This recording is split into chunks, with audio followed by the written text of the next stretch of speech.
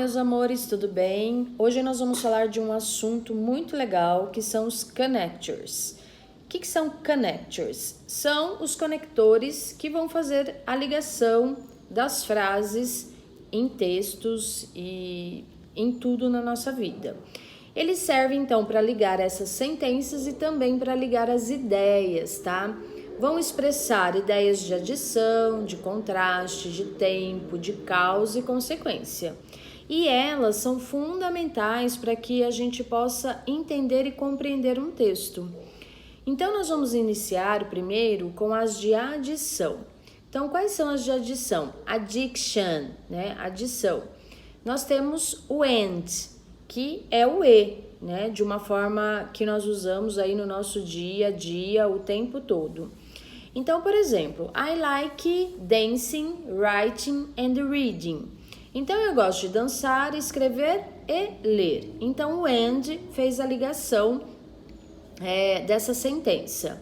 Ele é bem informal e, como eu disse, nós usamos aí muitas vezes no nosso dia a dia.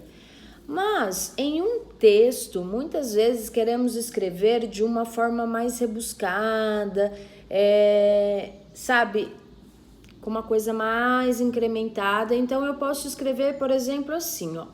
Besides dancing, I like reading and writing. Esse besides, ele vai vir no início da frase e ele quer dizer além de, além disso, tá? Então, ele vai ser sempre usado ali no início da frase e vai dar todo um rebuscamento aí na nossa sentença.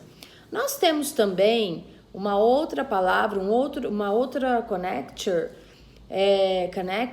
que tem o mesmo significado, que é o in addition. In addition to. In addition to quer dizer além de ou além disso, a mesma coisa, tá? Então, por exemplo, in addition to dancing, I like reading and writing. Então, além de dançar, eu gosto de ler e escrever. Eu posso usar também com o mesmo significado o moreover. O moreover também quer dizer além de, além disso. Todos eles têm o mesmo significado. Então, por exemplo, I like dancing and writing. Moreover, I like cooking, né? Então, todos significam a mesma coisa e dá essa ideia de adição. Uma outra maneira de expressar adição é usar o também. E nós temos 3 formas de usar esse também em inglês, tá? O primeiro deles é o to. Por exemplo, I like dancing too. Eu gosto de dançar também. Esse to vem no final da sentença. Um outro que nós usamos com o mesmo significado é o also, que ele é usado depois do sujeito e também tem o mesmo significado. Então, por exemplo, I also like dancing. Então, eu também gosto de dançar.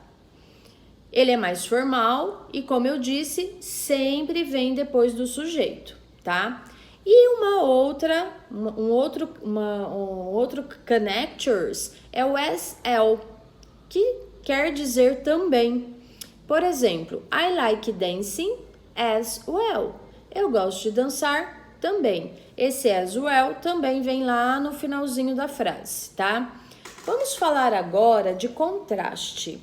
A maneira mais simples de expressar contraste em inglês é usando but, que quer dizer mas, tá? Então, I like dancing, but I don't like singing. Então, eu gosto de dançar, mas eu não gosto de cantar. Uma outra maneira mais formal de dizer a mesma coisa é usando however. Por exemplo, I like dancing, however, I don't like singing. Então, eu gosto de dançar. However, entretanto, I don't like singing.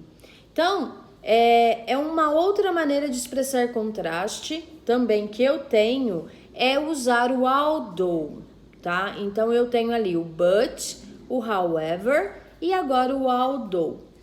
Que geralmente, o although, ele geralmente vem no começo de uma frase e tem o sentido de apesar de.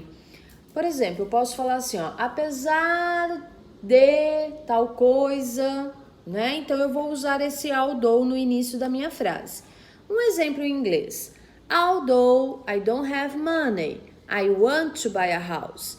Então, apesar de não ter dinheiro, eu quero comprar uma casa. Então, se vocês perceberem, teve um contraste ali. Então, pessoal, esses são os connectors que nós usamos para ter a ideia de adição, para ter a ideia de contraste. Existem vários outros, tá? Mas eu foquei aí nos principais. Espero que vocês tenham entendido e nos vemos na próxima aula.